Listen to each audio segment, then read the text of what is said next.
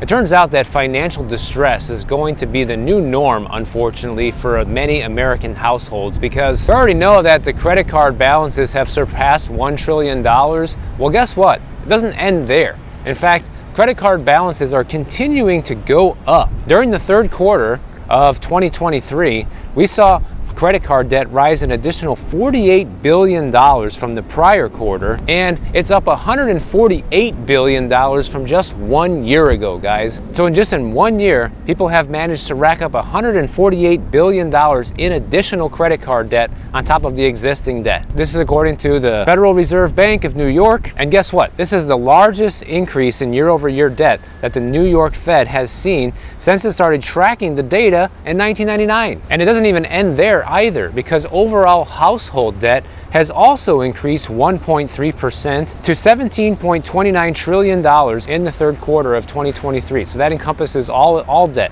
meaning credit card debt, auto loans, mortgages, personal loans, everything. And one thing that we know is this fight on inflation has made interest rates go up, and the higher these interest rates go up, the harder it is for people to pay this debt off. In fact, the latest data is showing that the rate of households that are becoming delinquent or entering into serious delinquency, which means that they are 90 days behind or more, and that is a serious delinquency, on their credit cards, is at the highest level since 2011, guys. You know, I keep going over stuff like this, and people keep saying, oh, I'm not seeing this happen, I'm not seeing this happen. Well, the numbers don't lie, guys. I'm sure that even if you're not saddled with credit card debt, there's a good chance that somebody in your family is, one of your friends is, somebody you know most likely is struggling with debt right now, and you probably don't know because this is not something people want to brag about. In fact, it could be your neighbor down the street where you're seeing all the brand new cars in the driveway and it looks like they're rich and living it up, and in fact they're going broke. And by the way, I'm taking you guys over to Sunset Harbor today,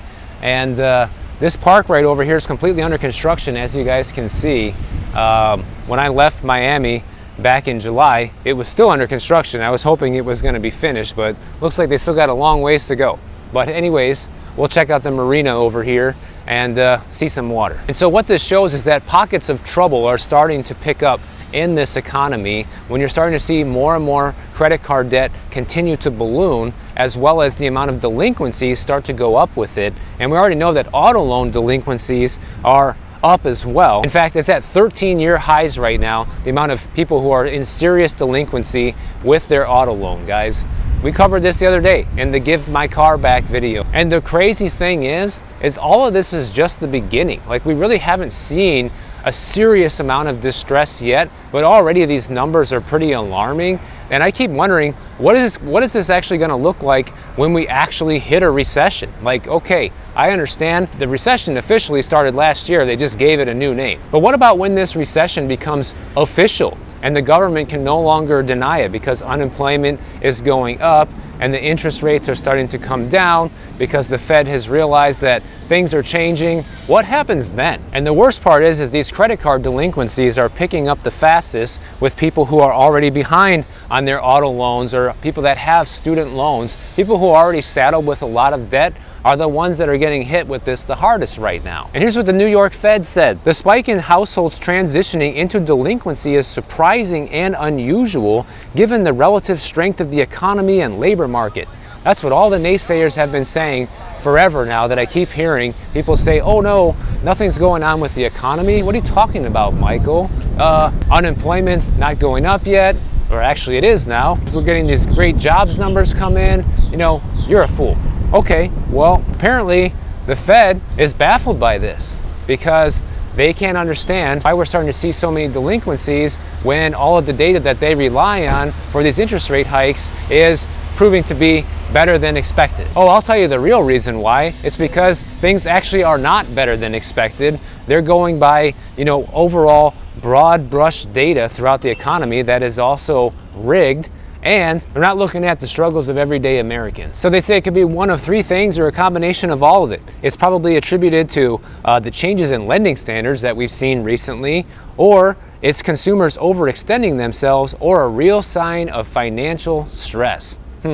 I think it's actually all of it. That's what I think. I think things are so much worse right now than what we're being led to believe, and that only now some of the cracks are starting to show, and it's getting to the point where people can no longer look away or deny what's really happening. That's what I think.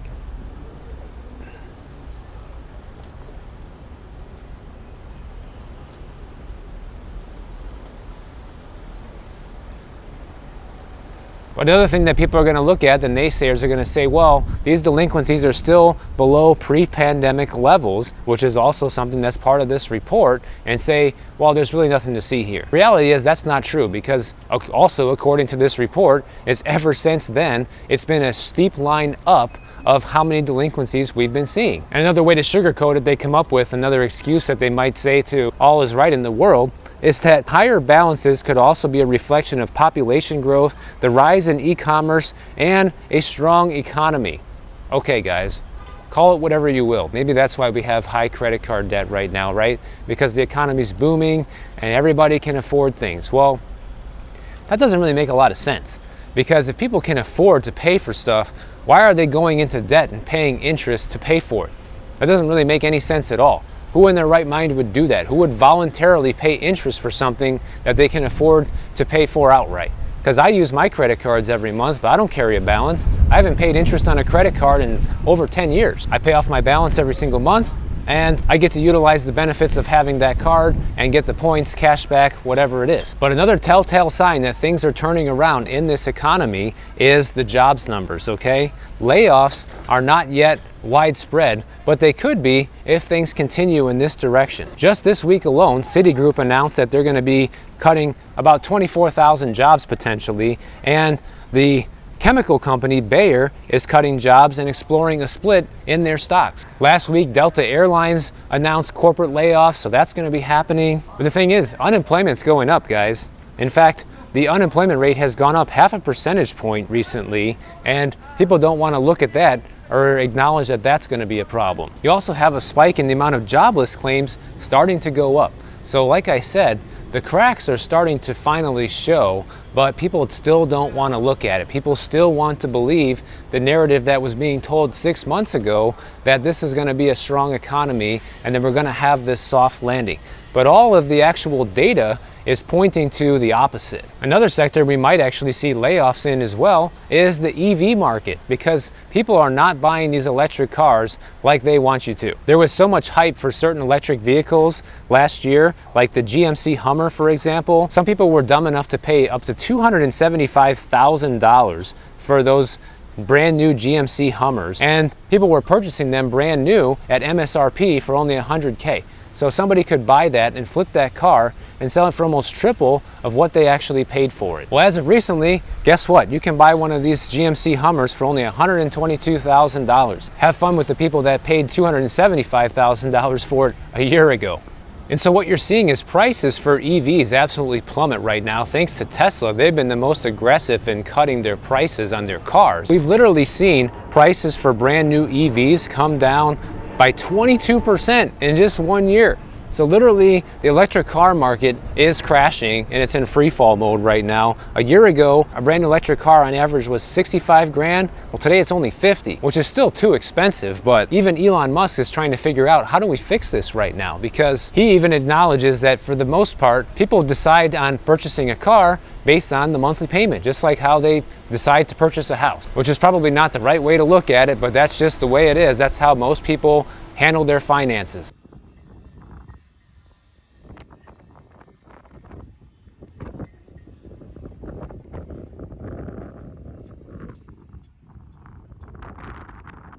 But the problem is all the early adopters from EV sales have largely disappeared. You know, everybody who wanted to buy an electric car essentially already has one. And so they're running out of clients to sell to now. So this puts the electric car market in a position where the only way they're going to attract new people into the market is by making far cheaper models, far cheaper than what they make right now. And to make things even harder for Tesla at the moment, you have a lot of lenders that are not giving new loans right now, especially when it comes to auto loans, because of what's been happening with delinquencies and what's been happening with the banks tightening up their credit. And typically banks and credit unions provide most of the financing for these brand new cars, right?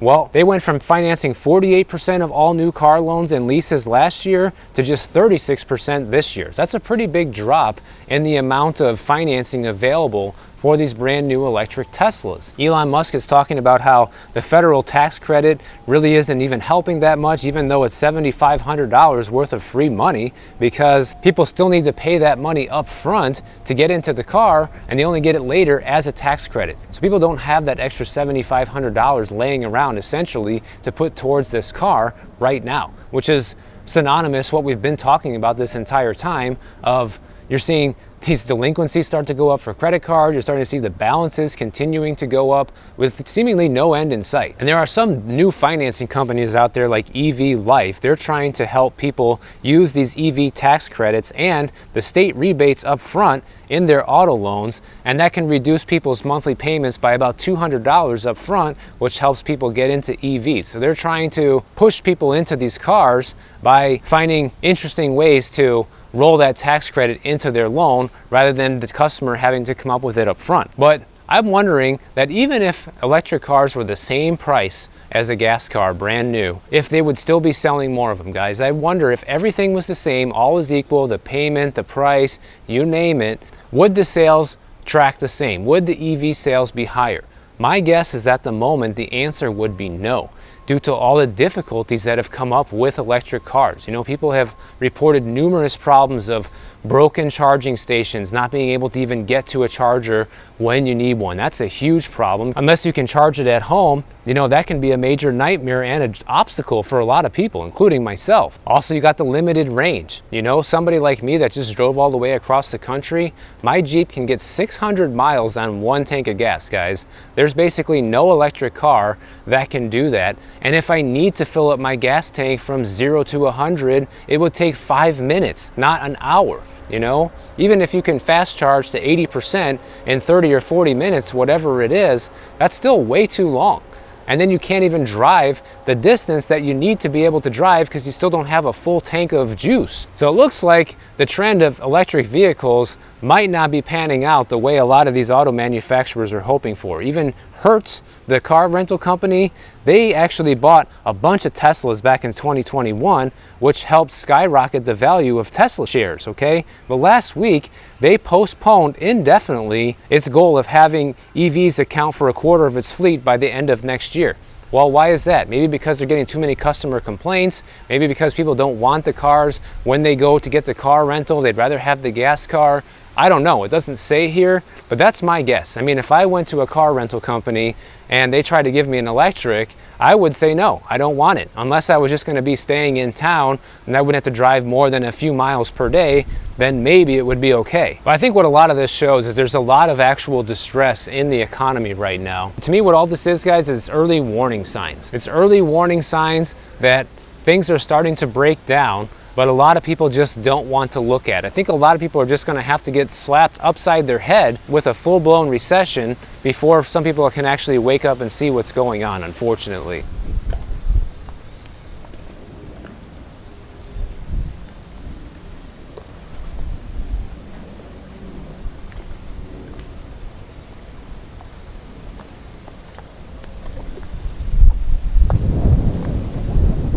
Now, it wasn't that long ago that LA actually implemented the mansion tax. I'm sure a lot of people heard about this. Well, now Santa Fe, New Mexico, they are the latest city to actually implement this. Just this week, Santa Fe overwhelmingly approved a mansion tax that will levy a 3% excise tax on residential property sold for $1 million or more and use the revenue to fund affordable housing.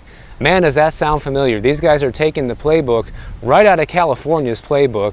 And unfortunately, they're probably likely to end up just like California with more and more homeless on the street as a lot of this money actually gets squandered and stolen and embezzled from people who are in charge of these things in the form of vastly overpaying for construction projects, you know, too much red tape to cut through, too many different people that need to get greased to make all these affordable housing things actually happen. And then in the end, nothing actually happens except if people get fleeced from selling their real estate, and local politicians and builders and people that are in charge of this stuff all get richer. And people who actually need the affordable housing don't get it. So what this boils down to now, if somebody in Santa Fe wanted to sell a $2 million house, then this home seller would pay an additional $30,000 in tax on top of all the other fees that are associated with selling that house. Tell me how that makes any sense, guys. You know, The Realtor Association just got sued because of all of these commissions that supposedly are unfair to pay. But what about all these taxes? You know, 73% of the voters here said yes to this. Nobody cares about that.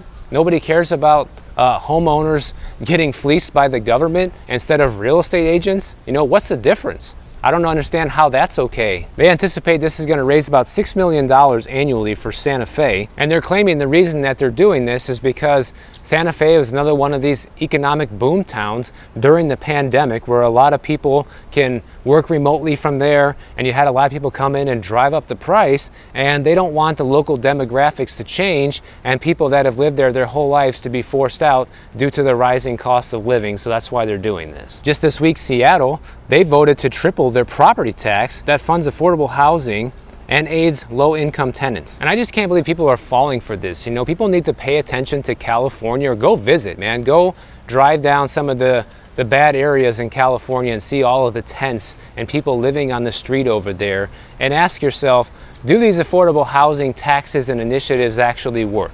Because California is the poster child of proof that it doesn't.